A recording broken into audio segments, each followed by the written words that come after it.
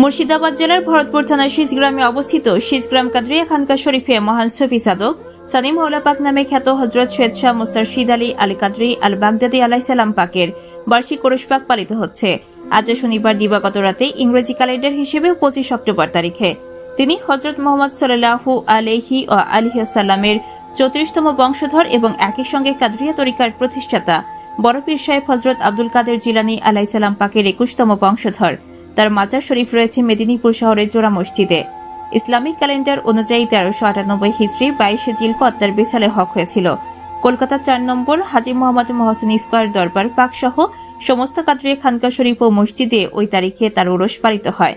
সেই দিনটি ইংরেজি হিসাবে 1978 সালের 25 অক্টোবর আর বাংলা হিসাবে ছিল 7 কার্তিক 1385 বঙ্গাব্দ। কোথাও কোথাও এ বাংলা অথবা ইংরেজি তারিখ ধরে তার ওরস পালিত হয়। যেমন এই শীষগ্রামে প্রতি বছর 25 অক্টোবর তারিখে তার ওরস পালিত হয়। তার পৌত্র তথা সিলসিলা এ কাদরিয়া রাজ্জাকিয়া মুস্তারশিদিয়ার বর্তমান সাজ্জাদ হুজুর পাক হযরত সৈয়দ শাহ ইয়াসুফ আলী আল কাদরি আল বাগদাদি মাদাজ্জিল্লুহুল আলী পাকের পরিচালনায় ও উপস্থিতিতে এর ওরস পালিত হচ্ছে শীষগ্রাম কাদরিয়া খানকা শরীফে। বাদ মাগরিব মিলাদ মাহফিল হয়, এশার নামাজের পর ওয়াজ মাহফিল অনুষ্ঠিত হয়। এই শীষগ্রাম খানকা হে কাদরিয়া গত বছর 31 অক্টোবর উদ্বোধন করেছিলেন বর্তমান সাজ্জাদ হুজুর পাক। গতকাল শুক্রবার তিনি এখানে তশরিফ এনেছেন ও খানকা শরীফ সংলগ্ন মসজিদে জুম্মার নামাজ আদায় করেন।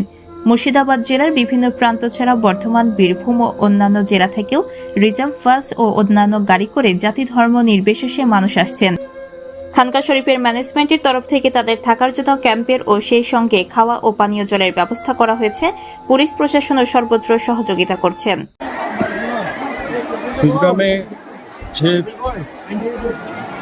বিশেষ বিষয় উপলক্ষে আমরা এখানে সমবেত হয়েছি বাংলার পশ্চিমবাংলার বিভিন্ন প্রান্ত থেকে।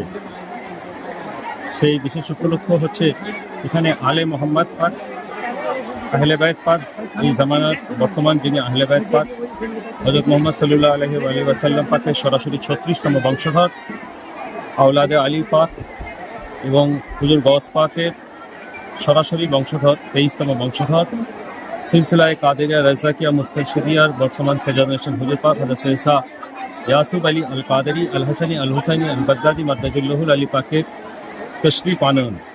গতকাল তিনি সকালে এই শীষগ্রামের মাটিতে তশরিফ রেখেছেন এবং গতকাল জুম্মার নামাজ আদায় করেছেন। এই শীষগ্রাম খানকাহে কাদেরিয়ার সংলগ্ন যে মসজিদ সেখানে তিনি জুম্মার নামাজ আদায় করেছেন এবং কাল থেকেই আমরা দেখছি যে পশ্চিমবঙ্গের বিভিন্ন প্রান্ত থেকে বিভিন্ন গাড়ি, রিজার্ভ বাস বিভিন্নভাবে মানুষ জাতি ধর্ম নির্বিশেষে এখানে আসছেন এবং তার জিয়ারতের জন্য তার দর্শন লাভ করে তারা নিজেদেরকে ধন্য বলে মনে করছেন। তার এখানে আসার তশরিফ রাখার মূল উদ্দেশ্য হচ্ছে যে তারই এই সিলসিলায় কাদিরা রাজ্জাকিয়ারই পূর্বতন অর্থাৎ তার পিতামহ, তার দাদাজান সানি মাওলা পাক নামে খ্যাত হযরত সৈয়দ শাহ মুস্তারশিদ আলী আল কাদরি আল হাসানি আল হুসাইনি আল বাগদাদি আলাইহিস সালাম পাকের পবিত্র উরুস পাক, যেটা ইংরেজি হিসেবে প্রতি বছর 25 অক্টোবর এখানকার মানুষজন যারা সানি মাওলা পাকের অসংখ্য ভক্ত এখানে ছড়িয়ে রয়েছেন তারা পালন করে থাকেন। তাছাড়া 22 জিলকাদ তাঁর অ্যাকচুয়াল বেসালে হক হয়েছিল 1398 হিজরির 22 জিলকাদ।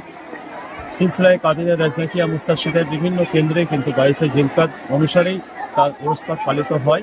যেমন কলকাতায় মে মাসে এই 22 জিলকাদের উরুস পাক অনুষ্ঠিত হয়েছে, কিন্তু কোনো কোনো জায়গায় ইংরেজি হিসেবে সেই তারিখটা ছিল 1978 সালের 25 অক্টোবর আর বাংলা হিসেবে ছিল 1385 বঙ্গাব্দের 7 কার্তিক।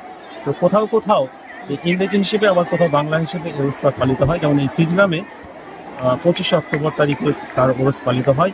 আবার এই মুর্শিদাবাদেরই ইন্দ্রাণী খানকা শীষগ্রামে যেটা বা কাদোয়া যেটা মুর্শিদাবাদের সুতি থানার, সেখানে এই বাংলা হিসেবে 7 কার্তিক এই উরুস পাক পালিত হয়। কি বার্তা দেবেন মানুষের উদ্দেশ্যে? বার্তা হচ্ছে যে আজকে ইসলামে নানা বিভ্রান্তি, ইসলামে বিভিন্ন ফিরকা চলে এসছে, যেটা হুজুর বলে গেছেন যে আখেরি জামানায় ইসলাম 73টি দলে বিভক্ত হবে, তার মধ্যে একটি দল মাত্র সঠিক থাকবে। তো কারবালা শরীফের পর থেকে আমরা দেখেছি যে ইসলামে দুটি ধারায় সুস্পষ্টভাবে বিভক্ত হয়ে গেছে। একদিকে হচ্ছেন এই আলে রসুল, আলে মোহাম্মদ, যাদের উপর প্রচার করা হয়েছে যুগ যুগ ধরে, কয়েকশো বছর ধরে কারবালা শরীফের ঘটনা ঘটানো হয়েছে। তো তারা কিন্তু নীরবে ঈশ্বর সাধনা এবং মানুষকে হেদায়েত করা, মানুষকে সঠিক পথ দেখানোর কাজ করে গেছেন।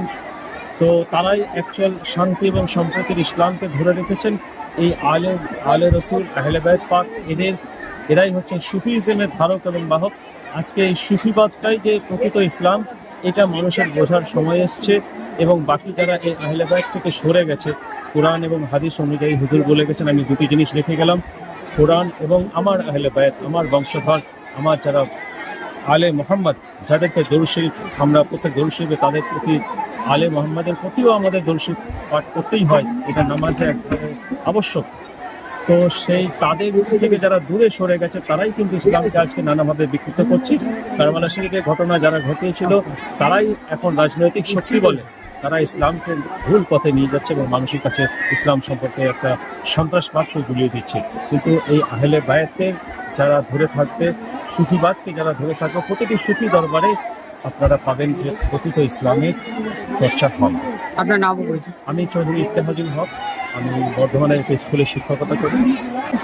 আজকে 25শে অক্টোবর সিজগ্রাম খানকায় কাদেরিয়ায় সানি মৌলা পাক, যিনি রসুল পাক সাল্লাল্লাহু আলাইহি ওয়াসাল্লামের 34তম এবং হুজুর গাউসে পাক পিরানে পীর মিরানি দস্তগীর রওশন গাউসুল আজম শেখ মুহিউদ্দিন আব্দুল কাদের জিলানী আলাইহিস সালামের 21তম বংশধর, যিনার নাম পাক সৈয়দনা সৈয়দ শাহ মুস্তারশিদ আলী আল কাদেরি আল হাসানি আল হোসেন আল বাগদাদি আলাইহিস সালাম, ওনার পুরুষ পাক। এই সিজগ্রামে ওনার বেশালেহাকের পর থেকেই ইংরেজি তারিখ হিসেবে 25শে অক্টোবর এই উরুস পাক পালিত হয়ে আসছে। এই উরুস পাকে বর্তমান মেদিনীপুর দরবার পাকে জোড়া মসজিদ ও দায়রা পাকে সজ্জাদ নাসিম হুজুর পাক সৈয়দ নাজর সাইদ শাহ ইয়াসুব আলী আল কাদরি আল হাসান আল হুসেন বাগদাদি মাদ্দাজিল্লাহুল আলী, উনি গতকালকে এই খানকা শরীফে তাশরিফ এনেছেন, জুম্মার নামাজ আদায় করেছেন এবং আজকে উরুস পাকে উনি অংশগ্রহণ করবেন এবং ওনার নেতৃত্বে উরুস পাক উদযাপিত হচ্ছে। ওনারা এই যে হুজুর পাকের এখানে আগমন, এটা আমাদের জন্য সবচেয়ে বড় নিয়ামত ও রহমত। রসুল পাক সাল্লাল্লাহু আলাইহি ওয়াসাল্লাম উনি বেশালেহাকের 3 মাস পূর্বে উনি শেষ উপদেশ আমাদের দিয়ে গেছেন, গাইডলাইন দিয়ে গেছেন।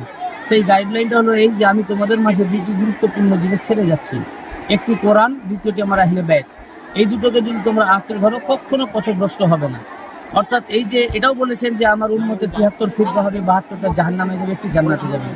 এই যে একটা জান্নাতে যাবে অর্থাৎ একটা দলই হেদায়েতের উপরে, সেটা হচ্ছে যারা কোরআন ও আহলে বাইতকে আঁকড়ে আসে। তো এই দরবার পাক, এটা আহলে বাইত পাকের দরবার পাক, রসুল পাকের আওলাদ ইনারা আছেন, বংশধর আছেন, ডিসেন্ডেন্ট আছেন। তো ইনাদেরকে ধরে থাকাটাই হচ্ছে হেদায়েত। আর আমাদের মতো পাপী গুনাহগার এই মানুষদেরকে গুমরাহি থেকে বাঁচাবার জন্য, নাজাতের জন্য, হেদায়েত করার জন্য, মুক্তি দেওয়ার জন্যই ওনাদের এই সাধনা, এই পরিশ্রম, এই ছুটে আসা এবং ওনাদের এক মুহূর্ত দর্শনই একটা 1000 বৎসরের খাঁটি ইবাদত তখন উত্তম। মৌলানা রুম বলেছেন যে একজন ওলি আল্লাহকে এক মুহূর্ত দেখা 1000 বৎসরের ইবাদত অপেক্ষা উত্তম। আবার হাদিস শরীফেও আছে রসুল পাক সাল্লাল্লাহু আলাইহি ওয়াসাল্লাম বলেছেন আমার আহলে বাইত পাকের এক মুহূর্ত সোহবত লাভ করা 1000 বৎসরের খাঁটি ইবাদত অপেক্ষা উত্তম। এই যে এই মানে মনোভাব নিয়েই সমস্ত মানুষজন পশ্চিমবাংলার বিভিন্ন এলাকার পুরুষ, মহিলা, হিন্দু, মুসলিম জাতি ধর্ম নির্বিশেষে এসেছে ওনাকে দেখে সওয়াব লাভ করার জন্য এবং নিজের প্রশান্তি পাওয়ার জন্য এবং নিজের মনোবাসনা পূর্ণ করার জন্য তারা এখানে ছুটে এসেছে এবং ওনার কাছ থেকেই মানুষ মানে মুক্তির রাস্তা পায়। আপনার নামও পরিচয়? আমার নাম মোহাম্মদ ওয়ালিউল্লাহ কাদেরি।